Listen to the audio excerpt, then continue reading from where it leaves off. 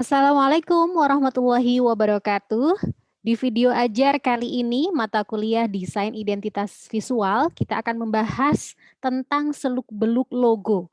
Mulai dari apa arti logo itu sendiri, kemudian fungsi dan jenis-jenis logo, anatomi logo, dan sampai kepada fenomena logo yang ada. Nah, selanjutnya kita langsung saja menyimak. Nah, setiap kali memasuki sebuah toko sepatu, ya, ini saya mau menganalogikan bagaimana fungsi dari sebuah logo. Ya, kalau kita datang nih masuk ke toko gitu ya, toko sepatu, di situ kan ada banyak banget logo, banyak banget sepatu-sepatu dari berbagai macam bentuk sama brand gitu ya. Nah, tentu bukan perkara yang sulit ya bagi kita untuk bisa mengidentifikasi mana nih yang sepatu merek Nike, mana yang Adidas, mana yang Puma, Converse, Vans dan lain sebagainya di antara sekian banyak sepatu-sepatu itu. Nah, tentu saja apa yang membuat kita mudah untuk mengenali dari produk mana sih sepatu itu berasal? Ya, berkat logo yang terpampang di sepatu itu. Nah, sehingga apa? Logo bagi perusahaan atau merek ini memang tidak ubahnya sebuah identitas ya, agar mudah dikenali oleh target pasar, terutama konsumen loyal. Tapi nih, apakah fungsi logo ini memang hanya sesederhana itu? Ya, apakah hanya untuk agar konsumen ini lebih mudah mengenali sebuah produk dari merek atau perusahaan tertentu? Nah, kalaupun fungsi logo itu tidak lebih daripada identitas semata ya, agar konsumen itu bisa membedakan dengan kompetitor. Barangkali nih ya, perusahaan dan merek di berbagai belahan dunia lebih memilih membuat logonya sendiri sesuai selera daripada harus menggunakan konsultan dan harus membayar mahal. Karena untuk membuat sebuah logo itu tidak murah, teman-teman, ya. Mahal sekali untuk membuat logo. Di sini saya tampilkan beberapa fenomena logo yang fantastis gitu ya, logo secara global maupun nanti yang nasional. Kalian lihat di sini, ini adalah logo dari British Petroleum atau lebih dikenal dengan BP, sebuah perusahaan energi di British. Di tahun 2000 dia ganti logonya, artinya meredesain logonya yang sudah mereka gunakan selama 70 tahun dengan sebuah logo baru yang sebelah kanan. Ya. Nah, salah satu perusahaan minyak terbesar di dunia ini menghabiskan 2,79 triliun untuk meredesain logonya.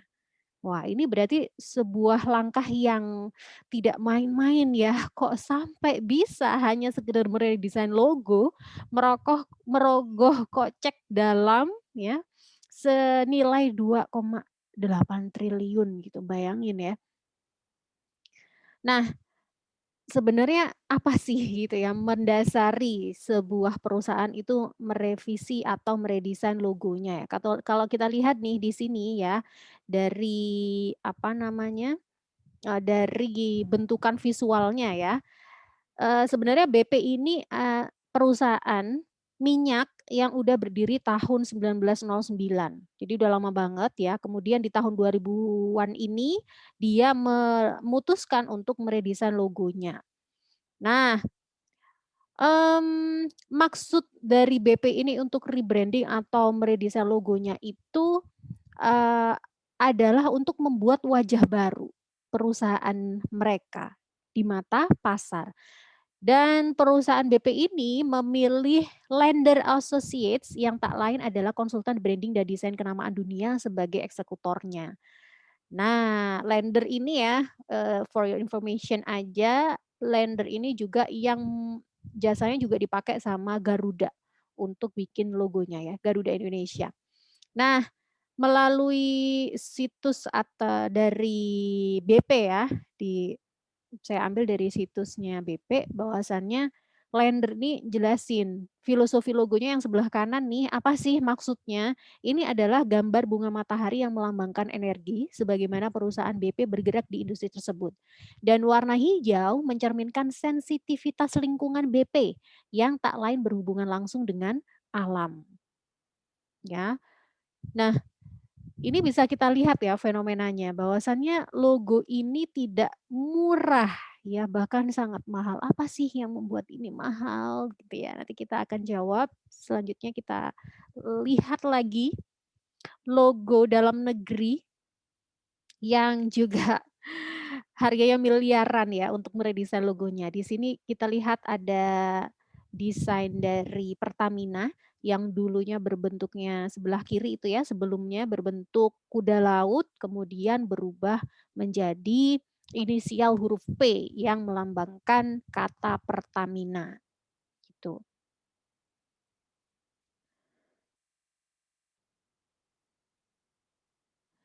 Nah, ini si Pertamina harus merogoh kocek ya senilai sekian miliar untuk meredesain logonya ya. Tentunya ini juga bukan perkara yang mudah ya. Pergantian ini pergantian logonya ini dilandasi oleh perubahan visi misi, kemudian perubahan identitas atau karakter yang ingin ditampilkan kepada masyarakat ya. Jadi Pertamina ini ingin merubah image-nya gitu ya. Kalau dulu kita lihat pom bensin itu kayak semrawut, kotor dan sebagainya gitu ya. Nah, sekarang dia melalui pergantian logonya ini dia ingin rebranding ya, merubah image perusahaan Pertamina di mata masyarakat untuk menjadi sebuah apa namanya perusahaan yang modern ya. Kalau kita lihat di sini ada bentukan geometris gitu ya, ada warna merah, hijau dan biru. Nah, di situ sebenarnya filosofinya adalah warna ya, dari warna biru itu artinya handal, dapat dipercaya dan bertanggung jawab. Warna hijaunya punya arti sumber daya energi yang berwawasan lingkungan, dan warna merahnya memiliki arti keuletan dan ketegasan serta keberanian dalam menghadapi berbagai macam kesulitan. Ya. Jadi sebuah logo secara publik itu memang harus bisa dilihat untuk membedakan ya, tetapi secara internal logonya itu sendiri harus bisa memberikan semangat untuk orang-orang di dalamnya, untuk karyawannya, untuk pegawainya di perusahaan tersebut ya, harus bisa memberikan sesuatu yang perubahan ya ke arah yang lebih baik gitu, sesuai dengan visi misi yang diterapkan atau ditentukan ya di awal gitu. Nah, ini yang sebenarnya bagi desainer logo ini nggak gampang. Karena si desainer itu harus menguasai dua sisi ini, harus memahami dua sisi, dua pihak ini siapa, yaitu konsumen atau target konsumennya. Kemudian yang kedua adalah dari perusahaannya. Nah, bagaimana sih mengelaborasi kedua pihak ini? Ya, makanya ini yang menjadi tidak murah ini ya. Yang menjadi mahal ini adalah proses risetnya. Karena harus meriset bagaimana karakter perusahaannya dan juga harus meriset bagaimana karakter dari target audiensnya. Nah, ini yang meramu ini ya, proses berpikirnya ini yang menjadi panjang dan ini menjadi sesuatu yang mahal gitu, tidak serta-merta mudah untuk membuat logo. Nah, kadang-kala kalau kita mikir juga ya, kalau kita lihat di sini nih, nih ada contoh logo redesainnya logo Bank Mandiri, coba liatin. Di sini kan aduh apa sih yang berubah, pitanya juga tetap, warnanya juga nggak jauh-jauh amat. Yang berubah apa? Cuman logo type-nya ya, yang teksnya aja Bank Mandiri. Kemudian yang sekarang Mandiri gitu aja. Warna juga hampir sama gitu kan, bentuk pitanya juga. Tapi kok bisa gitu ya. Nilainya itu 15 miliar. Oh my God. Ini bukan hal yang remeh-temeh berarti ya untuk membuat logo. Ini yang perlu teman-teman ketahui bahwa kalau kalian sudah mendalami desainer atau kalian menjadi personal brandingnya adalah desainer logo gitu ya secara profesional, maka kalian harus punya pride ya. Harus jangan mau ya kalau dipesenin logo, suruh buatin logo dengan harga yang murah gitu. Karena di situ tahapannya panjang, terus kemudian selain membuat logo juga ada banyak identitas visual yang harus desainer itu buat gitu ya. Dan ini harus diedukasi kepada masyarakat karena masyarakat secara umum melihat bahwasannya oh, creating logo itu murah gitu ya. Bahkan ada juga aplikasi-aplikasi pembuat logo yang bisa membuat logo secara instan. Nah, ini yang harus diedukasi kepada mereka. Kalau logo instan itu tidak ada risetnya, hanya template saja, tidak ada keunikan dan semuanya sama, bisa memakai itu.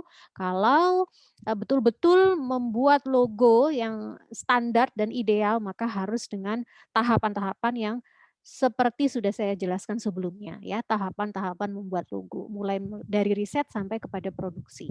Gitu ya. Oke.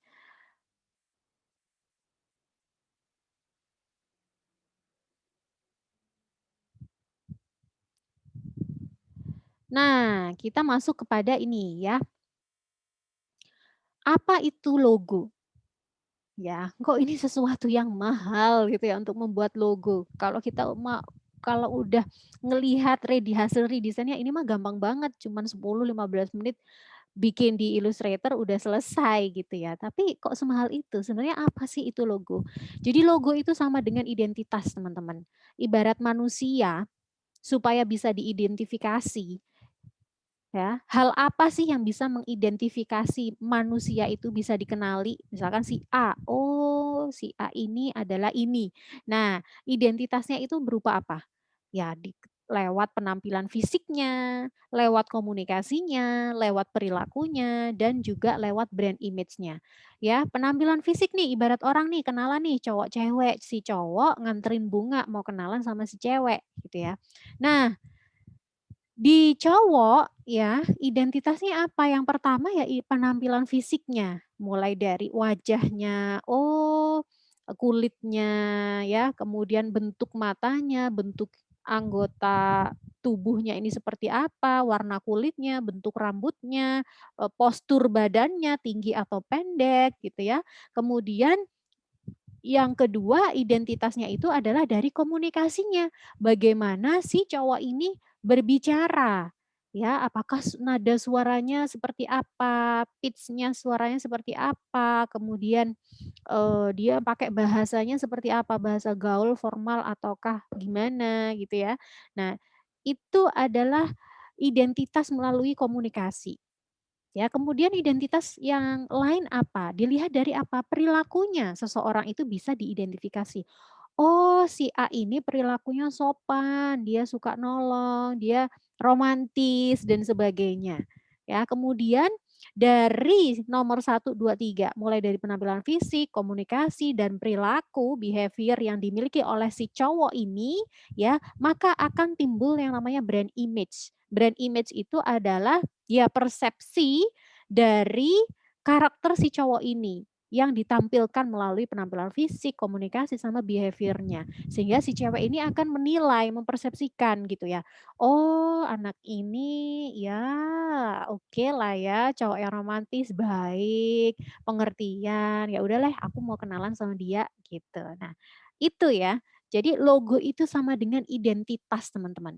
Jadi bagi perusahaan, logo itu adalah sebuah hal, karena dia adalah identitas bagi perusahaan, maka ini menjadi sangat penting untuk merancang logo. Ya bagaimana tidak ya, identitas itu juga kan sangat penting bagi manusia ya, sehingga bisa dikenali. Nah sama, logo bagi perusahaan itu adalah untuk fungsinya ya itu untuk bisa membedakan antara perusahaan satu dengan perusahaan yang lainnya. Supaya dikenal sebagai perusahaan yang gimana sih, mau dikenal perusahaan yang seperti apa sih gitu ya. Apakah ini perusahaan yang mahal ataukah produknya ini yang murah-murah, hemat atau letak yang strategis dan sebagainya. Itu semua tercermin dalam logo gitu ya. Nah, tadi nih sempat saya bahas sedikit apa fungsi logo. Jadi bagi konsumen, logo itu punya fungsi yang pertama adalah mempermudah pencarian. Ya, seperti tadi ya analogi kita masuk ke toko sepatu, kita akan mudah mengenali mana yang Nike, mana yang Adidas karena adanya logo tersebut. Kemudian yang kedua, memberikan persepsi kepada si konsumen itu, kepada masyarakat. Persepsinya apa nih terhadap perusahaan itu? Dilihat dari logonya. Ya. Kemudian nomor 3, fungsi dari logo itu adalah simbol hubungan emosional atau emotional relationship. Ya, antara siapa? Ya tentunya antara konsumen dengan perusahaan, gitu ya. Kemudian fungsi logo bagi perusahaan apa sih? Yang pertama, simbol dari sebuah kualitas.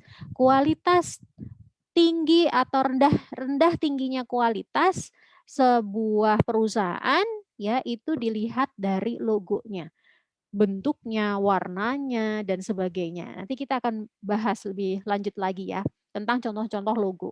Kemudian unsur pembeda yang bisa membedakan antara perusahaan satu dengan perusahaan yang lain. Ya.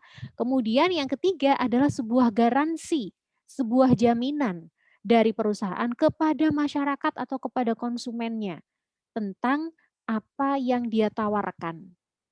Ya. Oke.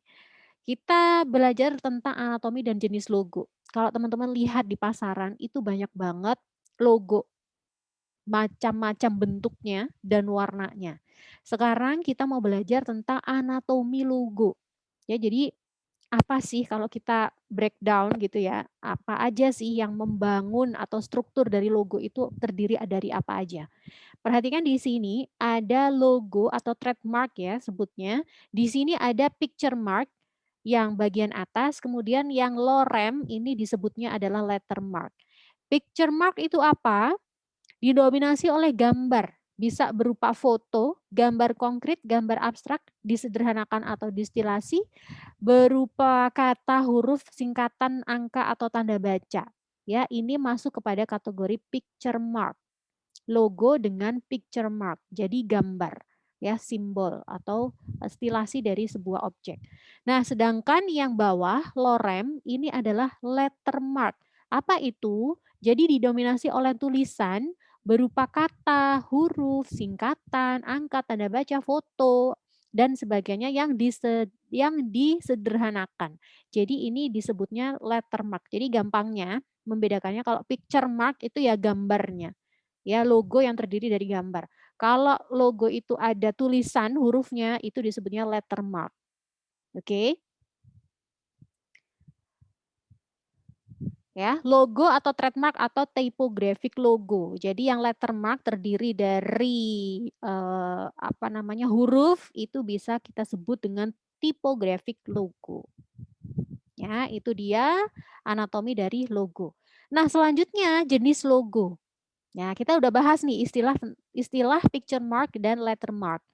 Ya, jadi picture mark dan lettermark adalah elemen gambar dan tulisan saling terpisah. Nah, contohnya adalah logo jarum. Dia terdiri dari picture mark dan lettermark. Ya, ini jenis yang pertama. Ini ada gambar pena, kemudian juga jarum di sini ya. Nah, terdiri dari dua. Kemudian ada jenis lainnya yaitu picture mark sekaligus lettermark. Sekaligus ya. Jadi bisa disebut gambar tapi juga bisa disebut tulisan, saling berbaur. Contohnya ini. Ya, kita lihat di sini ini disebut picture mark bisa, karena apa? Ini terdiri dari bentukan geometris, ya, lingkaran gitu ya. Kemudian ini juga lingkaran penuh, yang ini lingkaran bolong gitu ya.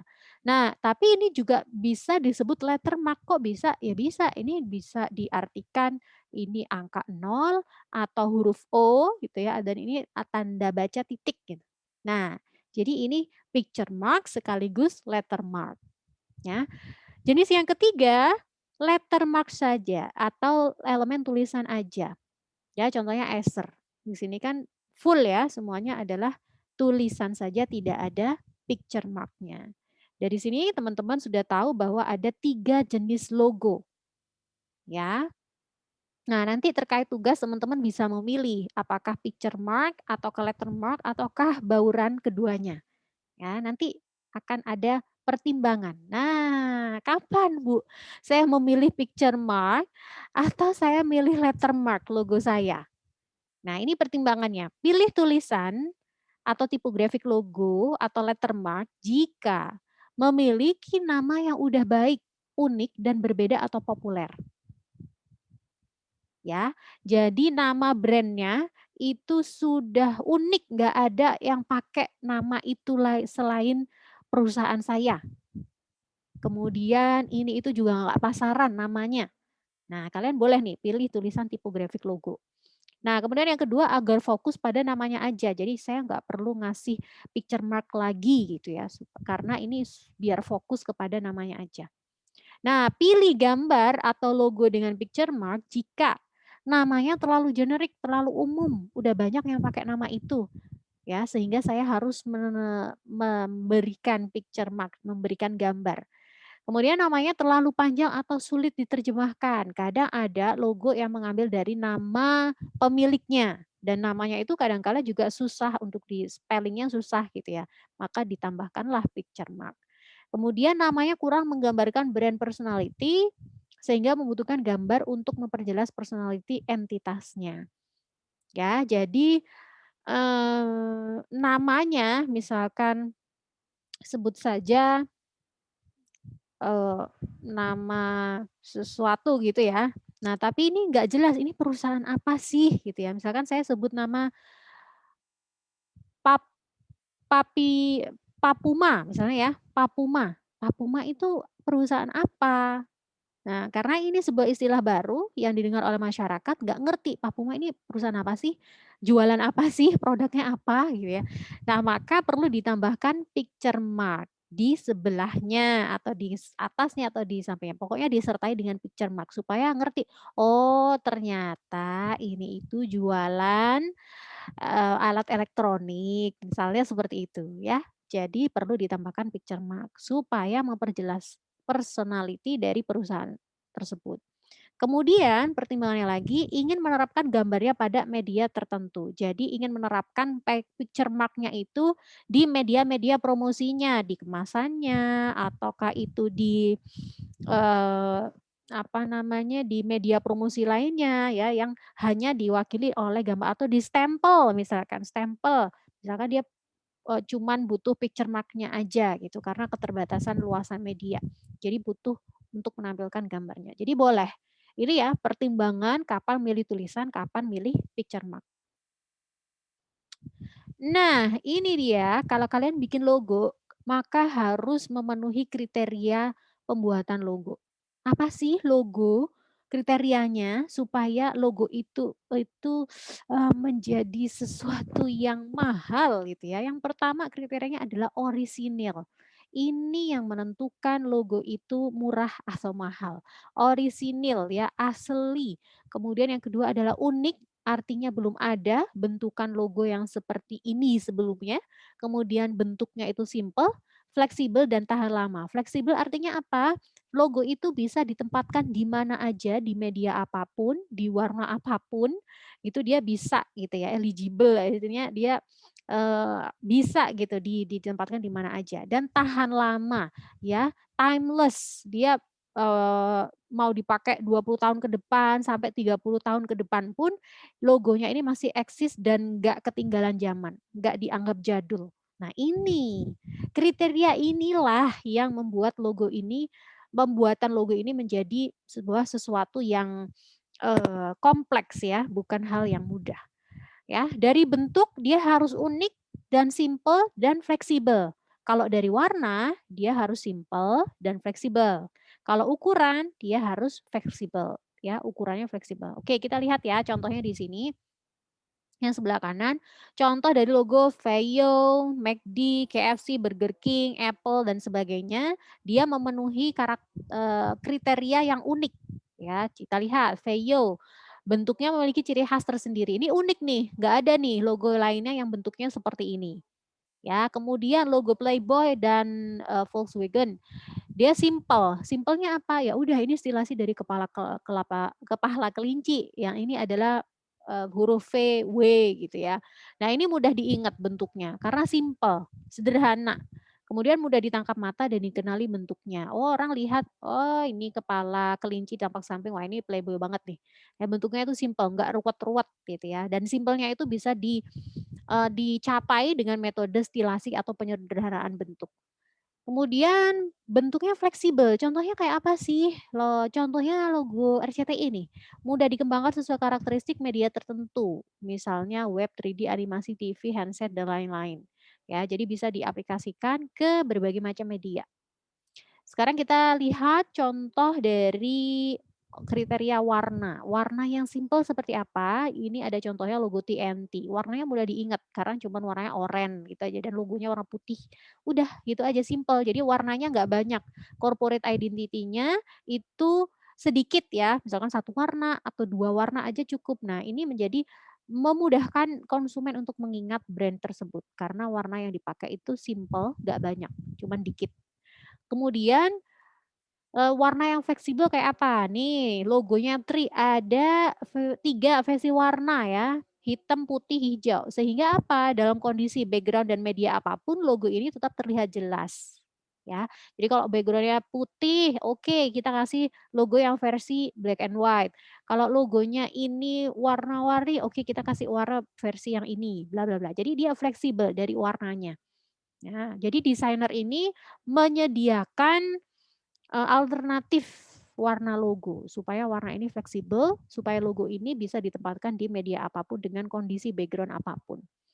Kemudian ukuran, ukuran yang fleksibel kayak apa nih? Nih, logonya Philips punya versi ukuran kecil maupun besar yang khusus dirancang supaya logo tetap terlihat jelas dalam kondisi media dengan berbagai ukuran ruang. Misalnya logo versi besar untuk billboard, versi kecil untuk ballpoint atau untuk kartu nama. Nah, itu dirancang oleh desainernya. Nanti ketika teman-teman merancang GSM, graphic standard manual, kalian akan membuat ukuran logo ini ya. Membuat ukuran logo, mulai dari yang paling kecil, minimal ukuran logo yang paling kecil itu berapa nih. Kalau kurang dari itu tidak diperbolehkan karena akan mengurangi readability dari logo tersebut atau visibility-nya. Oke? Kita lanjutkan kepada karakteristik bentuk. Nah, untuk membuat logo, karakteristik bentuknya ada beberapa hubungan arah, garis, dan sifatnya ya. Karakteristik bentuk nih, kalau secara bentuk geometris itu kan ada lingkaran, segi empat, dan segitiga. Nah, masing-masing bentuk dasar ini itu memiliki karakteristik teman-teman, punya sifat sendiri-sendiri. Jadi jangan sampai kalian salah memilih karakteristik bentuknya. Contoh ya, nih ada arah garis nih, kalau garis mendatar horizontal ini sifatnya apa nih? Pasif, statis, tenang, rasional, dan seterusnya. Kalau garis tegak ya, kalau garis tegak nih vertikal apa nih? Angkuh, spiritual, absolut, terkemuka, dan seterusnya. Kalau diagonal apa? Dia dinamis, bergerak, mengarah, informal, tidak stabil, dan seterusnya. Gitu ya. Ini perlu kalian pahami bentuk dari logo tersebut. Apakah bentuknya horizontal, ataukah vertikal, ataukah diagonal. Ya, kalian harus pahami ini. Nah, kemudian untuk dari bentuk geometrisnya, kalau segi empat nih contohnya logo Aksa, Adobe, ini kan bentuk dasarnya kotak ya, kemudian divariasikan dengan bentukan yang lain atau elemen desain yang lain. Apa sih karakteristiknya atau sifatnya dari logo kotak? Dia stabil, teguh, rasional, dapat diandalkan, integritas, dan seterusnya. Kemudian untuk bentuk geometris lingkaran, contohnya logo Audi, ABC, Johnson Controls, Lucent Technologies, dan seterusnya. Bentuk lingkaran ini menggambarkan kedinamisan dan bergerak, jadi perusahaan tersebut itu sangat dinamis ya, karena bergerak cepat, berulang, tidak terputus, bisa diandalkan, sempurna, terus kemudian melambangkan matahari, sehingga ini menjadi sebuah, logo ini tuh powerful gitu ya, melambangkan kehidupan, semesta, dan seterusnya. Ya, ini pilihan dari bentuk lingkaran. Kemudian karakteristik segitiga seperti Adidas, Tetra Pak, British Columbia Arts Council, dan seterusnya, ini melambangkan stabil, diam, kemudian harapan, bernilai, sukses, sejahtera, dan sebagainya, dan seterusnya. Ini adalah karakteristik dari bentuk logo. Ya, jadi ketika kalian membuat logo, bentuk dasar, kalau ngambil dari bentuk dasar geometris, kalian harus memenuhi prinsip ini ya, pertimbangkan karakteristik dari bentukan geometris tersebut. Karena ini udah hasil riset ya teman-teman ya, sehingga ini menjadi ilmiah. Filosofi logo, ada 3 contoh logo di sini. Ada logonya Mercedes-Benz, dia terdiri dari picture mark ya, bentuknya seperti ini, mata kompas menunjuk ke 3 arah. Apa sih maksudnya? Teman-teman di sini kan memperancang filosofi logo ya. Nah, kita bisa lihat nih contoh filosofi logonya Mercedes-Benz. Ternyata 3 arah, mata kompas yang menunjuk ke 3 arah itu maksudnya adalah untuk menggambarkan kendaraan di darat, laut, dan udara. Didaftarkan tahun 1909 sebagai bintang bersudut 3. 6 tahun kemudian lingkaran di luar bentuk bintang tersebut. Ditambahkan lingkaran luar di tadi awalnya ini ya cuman bentuk mata kompas aja, tapi kemudian ditambahkan lingkaran di luarnya. Oke. Kemudian ini adalah logo Chase dengan picture mark-nya yang terkenal. Ya, kemudian kalau ini dari segitiga ya. Ini picture mark-nya dari logo perusahaan Mitsubishi yang didesain oleh Yataro Iwasaki. Masing-masing ini tuh menggambarkan 3 berlian ya teman-teman. Ada 3 berlian mewakili prinsip tanggung jawab perusahaan terhadap masyarakat, integritas dan kejujuran, dan pemahaman internasional melalui perdagangan. Nah, ini adalah contoh filosofi logo pada brand-brand terkemuka di dunia. Ini juga ada contoh lagi nih, Nike ya. Kita lihat shred gitu ya, kayak kayak tanda checklist gitu ya. Ini Nike itu sebenarnya adalah diambil dari nama dewi kemenangan Yunani, didesain oleh Caroline Davidson. Picture mark-nya merupakan penyederhanaan dari bentuk sebuah sayap. Dan for your information, Caroline Davidson ini adalah sebenarnya bukan seseorang yang sangat terkenal dan ahli di bidang desain ya. Dia itu sebenarnya anak magang, tahu nggak? Dia itu eh, apa namanya membuat logo ini itu adalah proyek magangnya dia di perusahaannya gitu. Nah, akhirnya pertamanya ini proyek anak magang gitu ya, sampai akhirnya dipakai gitu dan ini mendunia. Dan sekarang ya, picture mark ini dia itu bisa berdiri sendiri tanpa letter mark-nya. Tuh, ini kalau udah brand gede ya, kalau kalau udah brand gede ini seperti ini nih contohnya teman-teman, Nike. Dia hanya dengan mencantumkan picture mark-nya yang bentuknya centang ini, orang udah bisa ngenalin, wah ini Nike nih. Bukan Adidas, bukan celurit gitu ya, bukan apapun, ya. Ini adalah Nike. Nah, itu adalah kekuatan dari sebuah logo atau brand yang udah matang ya, udah senior gitu. Sehingga ketika lettermark-nya itu dihapus, Nike-nya itu dihapus, orang masih bisa mengenali perusahaan tersebut atau brand tersebut, ya.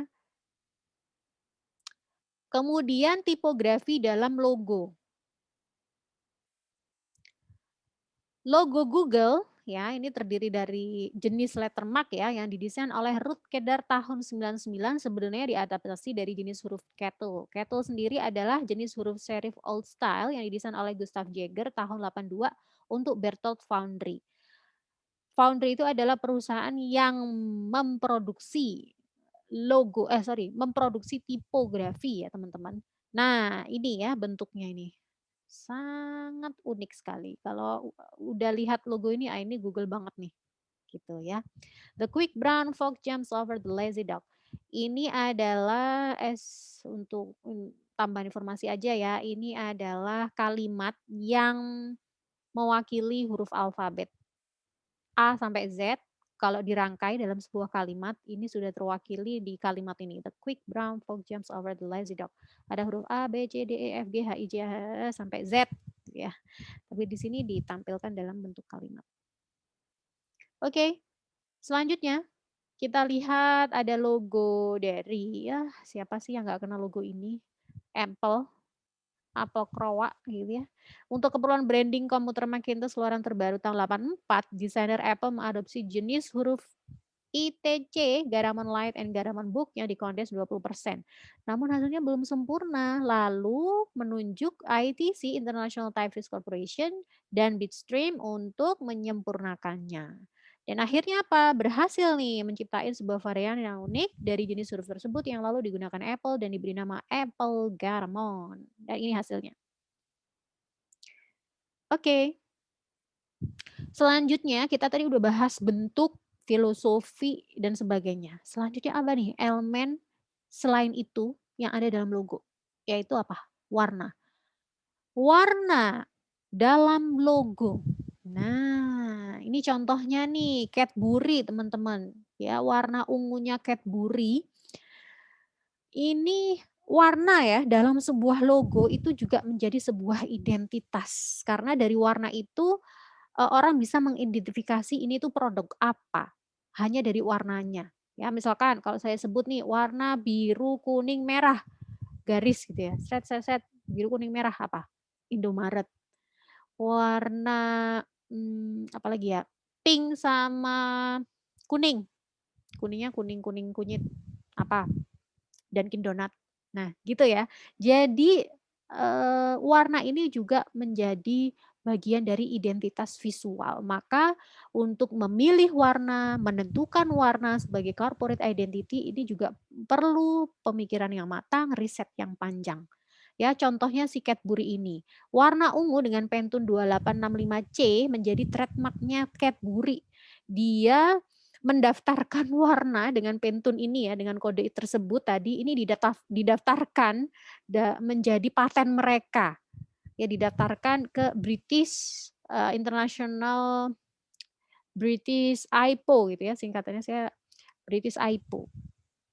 Intellectual Property Office ya, British Intellectual Property Office di tahun 2008 ini disahkan warna ungu dengan Pantone 2865C ini menjadi trademarknya Cadbury. Wow, sampai segitunya ya, warna itu menjadi sangat penting bagi sebuah perusahaan. Warna ungu apa sih artinya? Artistik, mistik, spiritual. Dalam lingkaran warna ungu ya, berarti kombinasi antara warna dengan karakter berseberangan yaitu merah berani, dinamis, dan biru tenang statis. Mencerminkan kemuliaan, keagungan, dan kemewahan. Kerajaan-kerajaan zaman dahulu dilambangkan dengan warna ungu karena ini melambangkan kemewahan, keagungan, kemuliaan. Gitu ya. Dan untuk menentukan warna logo kalian, maka teman-teman harus meriset ya, filosofi warnanya itu, warnanya ini mengasosiasikan apa, itu harus riset, tidak boleh sembarangan dalam menentukan warna. Nah, warna merah nih, ingat nggak warna ini? Warna merah ini, ya ini Coca-Cola banget gitu ya. Ini udah merahnya Coca-Cola nih, bukan merahnya Jarum Super atau merahnya Malioboro atau dan sebagainya ya. Ini merahnya merah Coca-Cola gitu. Tren logo ya, di sini kita lihat bahwasannya logo itu memang sudah dibuat sejak zaman dahulu kala ya, mulai abad ke-19, 1850 itu kita bisa lihat di situ bentuknya mulai dari tahun 1850 sampai nanti yang ke abad sekarang gitu ya. Di zaman dulu tahun 1850 logonya itu masih berupa karya seni ilustrasi yang sangat bertumpu pada keterampilan melukis sang seniman. Karena dibuatnya manual, maka sulit untuk jaga konsistensi visualnya. Baik itu bentuknya, konsistensi ukuran dan warna yang diterapkan pada kemasan dan iklan. Ya gimana enggak, orang ini dibuatnya manual gitu ya. Kalau mau repeat lagi, waduh ya bikin lagi gitu ya, ngukir lagi atau ngelukis lagi gitu kan. Maka konsistensi tersebut tidak bisa dijaga itu ya. Terus kemudian bentuknya itu ilustratif sekali ya, detil sekali sampai sisik-sisik ikan itu detil sekali ya. Coba bayangin itu kalau diproduksi dalam kartu nama atau ballpoint itu nggak bisa ya diterapkan, nggak fleksibel banget. Kemudian tahun 1870, 1880 nih logonya Coca-Cola mulai muncul ya. Kemudian di akhir abad 18 terjadi revolusi industri di Eropa sehingga membuat gelombang pembuatan produk massal besar-besaran. Ya. Keadaan ini membuat para produsen sadar akan perlunya suatu membeda yang jelas antar mereka. Dari sini muncul kebutuhan yang besar akan logo yang unik dan berbeda. Dan juga di tahun 1920 ada pengaruh Bauhaus ya, dan pencapaian-pencapaian dalam desain grafis mempengaruhi gaya logo tahun 1920-an. Di situ kita bisa lihat logonya Bisnis Internasional Mesin, Citrun Milano, dan sebagainya ya.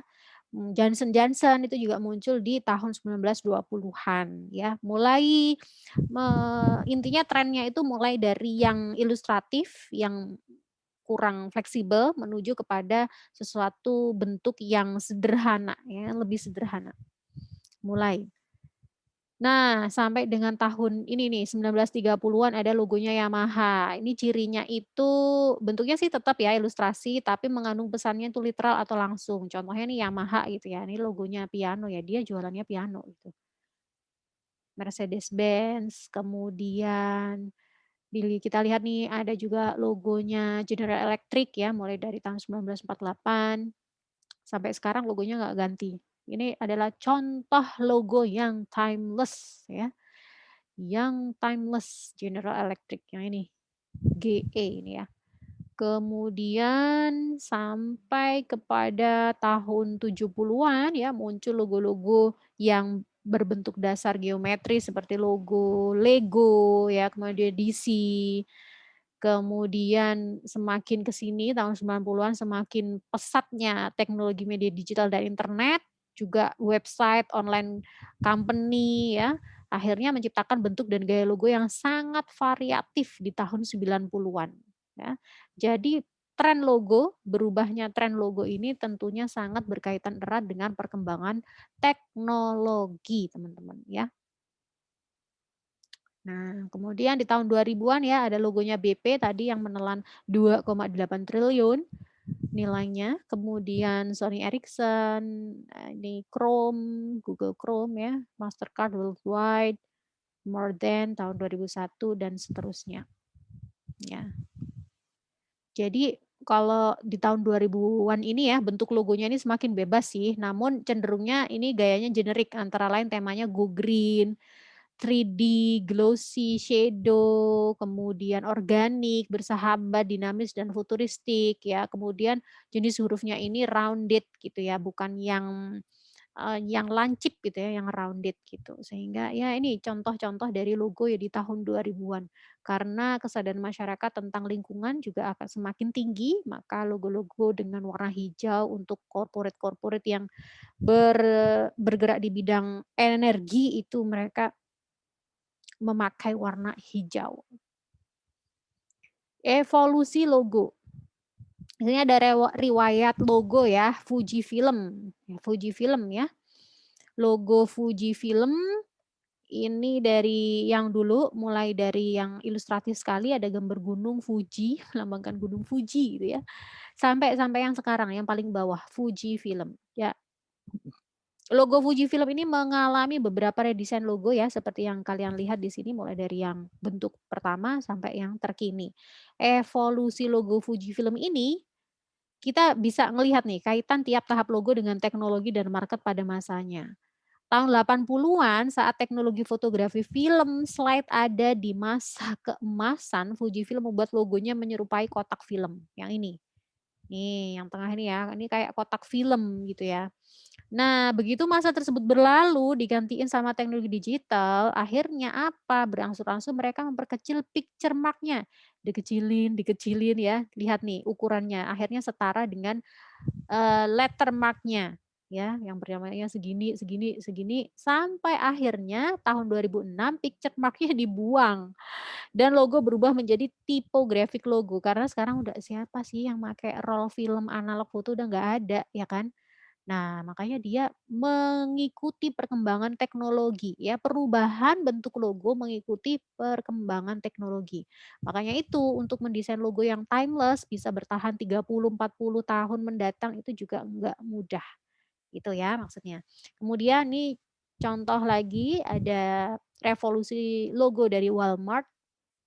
Nah, sayangnya kalau kita lihat di sini ya, dia kan evolusi nih dari mulai yang pertama sampai yang terakhir. Ini sih sebenarnya diapresiasi gitu, tapi Mmm, si Tony Spade, seorang pakar identitas mengomentari, dia komentar nih sama picture mark-nya yang warna kuning ini. Cukup menarik sih, walaupun bentuknya tidak sepenuhnya orisinil. Kenapa? Karena picture mark ini udah dipakai sama Ions Audio. Tuh, serupa kan, yang ini warna merah, yang ini warna kuning. Nah, ini menjadi tidak, apa ya, nggak orisinil lagi, gitu. Oke, ini contoh berikutnya adalah evolusi logo AT&T. AT&T adalah sebuah perusahaan telekomunikasi yang raksasa ya, yang besar, yang berada di Dallas, Amerika Serikat gitu ya. Nah, ini dia berubah logonya nih, mulai dari long distance telepon, gambarnya lonceng gitu ya, kayak oh my god, kayak Graham Bell, lonceng ini ya, menemukan telepon, sampai ke bentuknya yang terakhir ini, ya yang globe ini ya, dunia. Nah, kemudian evolusi logo Delta Airlines, mulai dari ya ampun ilustratif banget nih, gambarnya apa nih? Oh my god, dia gambarnya awan-awan dalam segitiga gitu ya, terus sampai kepada, kepala orang bersayap, speed, safety, comfort, ini tagline-nya ditulis di segitiganya gitu ya. Kemudian berubah, yang penting di sini ada stilasi sayap gitu ya. Sampai pada akhirnya, aduh banyak banget nih redesign-nya, bentuknya berulang kali, sampai yang paling terakhir, yang paling bawah delta, kemudian ada picture mark warna segitiga warna merah. Segitiganya dia balik lagi ya ke yang pertama dulu ya, bentuk yang pertama. Tapi ternyata ini terindikasi plagiat ya, karena ini bentuk segitiga merah, dimensi merah ini sudah dipakai sama Citgo. Udah dipakai Citgo duluan. Padahal ini yang bikin desain logonya Delta sama Citgo ini adalah Lim sorry, dibuat oleh perusahaan yang sama, coba. Didesain oleh Lippincott Mercer, ini sangat mirip dengan logo Citgo, padahal buatan si Lippincott juga tahun 65. Ya, di sini juga bisa kita lihat logonya Fiat ya, mobil mulai dari yang lempengan besi ini sampai yang sekarang. Kemudian ini Xerox Corporation.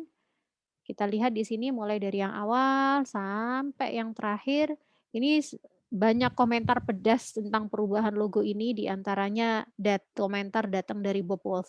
Tidak ada perbedaan konsep yang mencolok, juga tidak membuatnya lebih berbeda dan mudah diingat, gitu ya.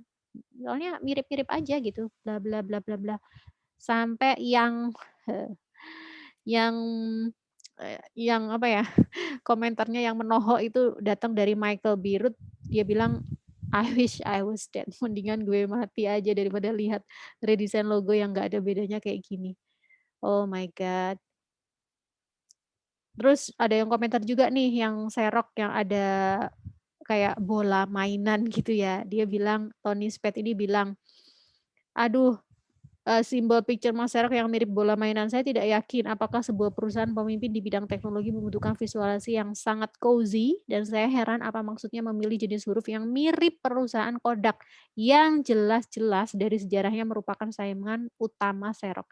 Emang mirip sih ya, coba lihat nih bentuk dari fontnya rounded gitu ya, terus kemudian oh my god warnanya juga sama. Entahlah.